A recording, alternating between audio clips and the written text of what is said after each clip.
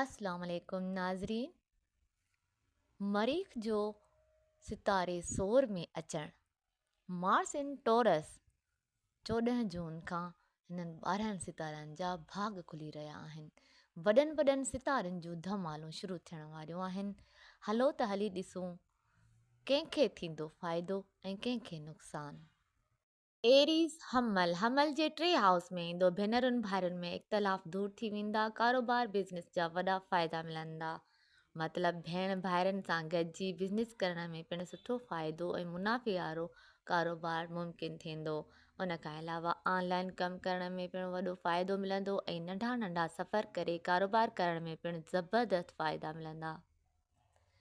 ख़ासि करे शागिर्दनि खे सुठियूं ख़बरूं मिलंदियूं। इम्तिहाननि में मुक़ाबलनि में कामयाबियूं मिलंदियूं। ॿाहिरि पढ़णु वञणु चाहिनि, स्कॉलर मिलणु, यूनिवर्सिटीअ में एडमिशन वग़ैरह बहितरीनु नमूने सां थी वेंदियूं। हिननि जे सिखण जी क़ुवत, यादाश्त जी क़ाबिलियत पिणु वधंदी ऐं पढ़ाईअ में भरपूर फ़ाइदा मिलंदा।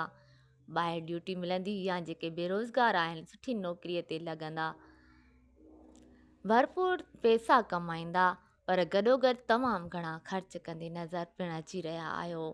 सोचे सम्झी ख़र्च न करे रहिया आहियो, उन ते कंट्रोल रखो। बाक़ी 15 जून खां 15 जुलाई ताईं भरपूर फ़ाइदा मिलंदा। टॉरस सोर तव्हांजे पंहिंजे घर में राजयोग ठही रहियो आहे। तालीम ऐं कारोबार में तरक़ी, सुठो पैसो कमाईंदे नज़र अची रहिया आहियो। 15 जून खां वठी 15 जुलाई ताईं अगरि को मनसूबो या प्लान ठाहींदा ऐं उन ते अमल कंदा त पोइ दिसंबर ताईं दौलत मेड़ींदे नज़र अची रहिया आहियो। कारोबार, ड्यूटी या ऑनलाइन बिज़नेस गोल्डन टाइम आहे। भरपूर दौलत कमाईंदे नज़र ईंदा।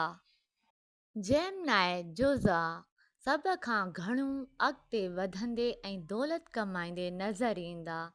जेकॾहिं किथे कर्ज़ ॾिनल आहे, रक़म फाथल आहे, उहा पिणु वापसि मिलंदे नज़र अची रही आहे।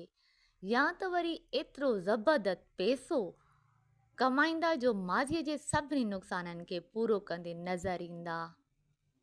कैंसर सरतान 14 जून खां पूरो महीनो 15 जुलाई ताईं ख़र्चा वधंदा। उन ते कंट्रोल रखिणो पवंदो। ॿाहिरि वञण जा दौरा पिणु लॻंदा। ख़र्चनि में इज़ाफ़ो थी रहियो आहे ऐं पैसनि कमाइण जो को रस्तो नज़र ईंदो। किथे फाथल रक़म वापसि मिलंदी या त एतिरो घणो कमाई थींदी जो अॻियां पोयां नुक़सान पूरा करे वेंदा। का लॉटरी निकिरी सघे थी ऐं कारोबार में पिणु वॾो फ़ाइदो थींदे नज़र अची रहियो आहे। पर सियासत खां बचिणो आहे। वेही नाहे रहणो, सख़्तु महिनत करे सेविंग कयो ऐं पैसो लॻाइण पिणु मुमकिन थी वेंदो ऐं उन मां वॾा फ़ाइदा मिलंदा। लियो असद अकुल जी ताक़त वधंदी। बहितरीन नमूने पैसो कमाईंदे नज़र ईंदा। ख़्वाहिशूं पूरियूं थींदियूं। डेली कमाईअ मां पिणु भरपूर फ़ाइदो मिलंदो ऐं जेके सरकारी या प्राइवेट सप्लाई जो कमु करे रहिया आहिनि ज़बरदस्त पैसो कमाईंदे नज़र ईंदा। ॿाहिरि जे मुल्क में को बिज़नेस करे रहिया आहियो या को बि कमु करे रहिया आहियो, उन में पिणु फ़ाइदो हासिलु कंदा। सिज पावर जो थींदे तव्हांजे फ़ाइदे जे घर में हुजणु भरपूर फ़ाइदा ॾेई रहियो आहे। तव्हांजो विल पावर वधाईंदे ऐं रस्ता खोलींदे ऐं कामयाबी वठाईंदे नज़र अची रहियो आहे। विर्गो संभला तव्हांजे 10 खाने में इवेंट अचण सां बेरोज़गारनि खे सुठी नौकरी, ॿाहिरि जे मुल्क या पंहिंजे मुल्क में इंटरव्यू पास थींदा ऐं नौकरियूं मिलंदियूं ऐं सुठो कमु मिलंदे नज़र अची रहियो आहे ऐं तव्हांजा मामला सुलझी रहिया आहिनि। गोल्डन चांस मिली रहियो आहे। ॿाहिरि जो दौरो पिणु कंदा। ख़र्चा पिणु वधी रहिया आहिनि। थोरो कंट्रोल रखण जी कोशिशि कजो। ऑनलाइन बिज़नेस या को बि कारोबार करे रहिया आहियो त उन में ज़बरदस्त पैसो कमाईंदे नज़र ईंदा। लिब्रा मीज़ान जे नए घर में मतिलबु लक वारे घर में, क़िस्मत जे घर में ख़्वाहिशुनि जी तकमील थी रही आहे। जंहिं बि कम ते 20% कमु कंदा 100% रिज़ल्ट मिलंदो। क़िस्मत भरपूर नमूने सां साथ ॾेई रही आहे। हर शइ मुमकिन बणाए सघो था, तव्हां जे लाइ रस्ता खुली रहिया आहिनि।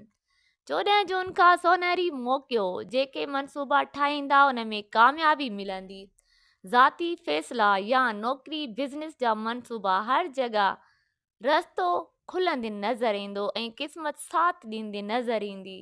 हर लिहाज़ खां तेज़ीअ सां अॻिते वधंदा। मज़हबी सरगर्मियूं कंदा त ज़बरदस्त फ़ाइदा हासिल करे सघंदा। मज़हब सां लाॻापा वधायो ऐं ज़बरदस्त पैसो कमायो।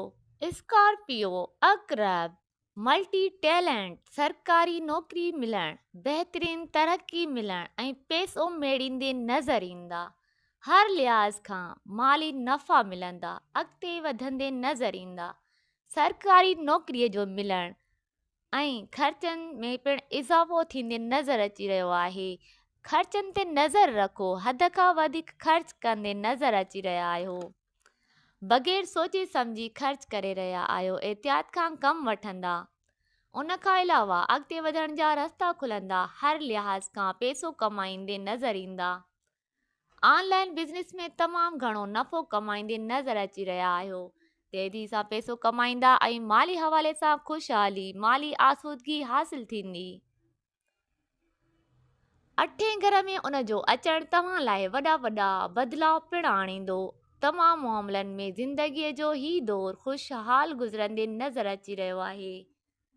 जंहिं बि क़िस्म जो फ़ैसिलो वठंदा उन में कामयाबी मुक़दर थींदी। सेजिटेरियस कोस जे 7 घर में हस्बैंड वाइफ जो रिलेशन सुठो थींदो। अॻिते जी लाइफ सुठी गुज़रंदे नज़र अची रही आहे। पंहिंजो कारोबार या फैमिली जो बिज़नेस, कंहिं बि तरीक़े जो या पार्टनरशिप बिज़नेस, भरपूर फ़ाइदा मिलंदा। नौकरीअ जे हवाले सां पिणु का ख़ुशख़बरी मिली रही आहे ऐं कैरियर में तेज़ीअ सां अॻिते वधंदे ऐं तरक़ी कंदे नज़र अची रहिया आहियो। कैप्रिकॉर्न जद्दी, सुठो वक़्तु अची रहियो आहे। पहिरीं त साढ़ सतीअ जो ज़ोर टुटंदो। राजयोग भरपूर फ़ाइदो ॾींदो। सूरज जो ट्रांज़िट तेज़ तरक़ी करण में मदद ॾींदो। कर्ज़ा घटिजंदा, बल्कि कर्ज़ा ख़तमु थींदे नज़र अची रहिया आहिनि। पंहिंजे बीमारियुनि मां ॿाहिरि अची वेंदा। बीमारियुनि जो ज़ोर टुटी वेंदो। तव्हांजे कारोबार या ॿिए कंहिं जॻह किथे दुश्मन हुआ, उन्हनि खे पोइते छॾे अॻिते वधी रहिया आहियो। प्रमोशन खे हटाइण वारा दुश्मन परे थींदा या तव्हांजे कंट्रोल में अची वेंदा। एक्यूरस दिलो, हिननि जी त हर लिहाज़ खां भले भले थी रही आहे। सूरज जी ट्रांज़िट भरपूर फ़ाइदो ॾींदे नज़र ईंदी। 5 घर जो एक्टिवेट थियण, हर लिहाज़ खां एजुकेशन जे हवाले सां स्कॉलर मिलण या ॿाहिरि वञी पढ़ण जूं सुठियूं ख़बरूं मिलंदियूं। कामयाबियूं मिलंदियूं। प्रेम प्यार जे घर में, लव अफेयर्स जे घर में कामयाबी मिली रही आहे। सुठी बॉन्डिंग थियण, औलाद जी ख़ुशी पिणु मिलंदी।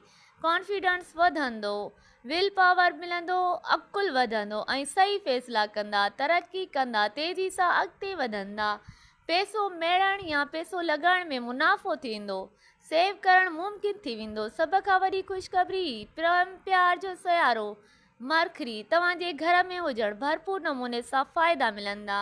सिज जो बि तव्हांजे घर में वेही रहण, तव्हांजे रिश्ते थियण या शादी थियण जो योग नज़र अची रहियो आहे। पाइसेस होत, भरपूर तरीक़े सां कम जे हवाले सां या जाइदाद मिलण। बिज़नेस, ऑनलाइन बिज़नेस, हर लिहाज़ खां तेज़ी सां पैसो मेड़ींदे नज़र ईंदा। पहिरियां पैसो रुकिजी अची रहियो हो, हाणे तेज़ीअ सां पैसो जमा कंदा या जिते बि पैसो लॻाए कमु कंदा त सुठो नफ़ो हासिल कंदा। सेविंग करणु मुमकिन आहे। सख़्तु महिनत करे सुठो पैसो कमाए सघंदा।